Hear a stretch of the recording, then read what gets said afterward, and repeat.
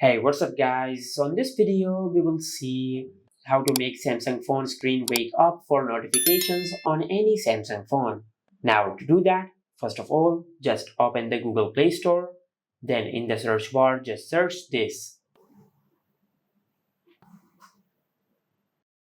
Then install this app. Then tap on open. Now just give this app this permission. Just tap on enable. Then enable the toggle for glimpse notifications. Then select allow. After that, just go back and give this app the rest of these permissions. Just tap on fix and enable this option. After that, just go back.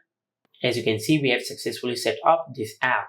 Now, if you tap on test, the Glimpse notifications app will send a notification to your smartphone to check if this app is working or not. For an example, I will tap on test. Now it will send a notification within 5 seconds. As you can see, we have successfully woke up the screen for the notification. Now, if this feature is not working on your Samsung phone, first of all, just go to your home screen and open settings. Then tap on notifications, and from here just tap on lock screen notifications. If lock screen notifications is disabled on your Samsung phone, just enable lock screen notifications. After that, just go back and tap on notification pop-up style. Now, from here, just make sure you select brief.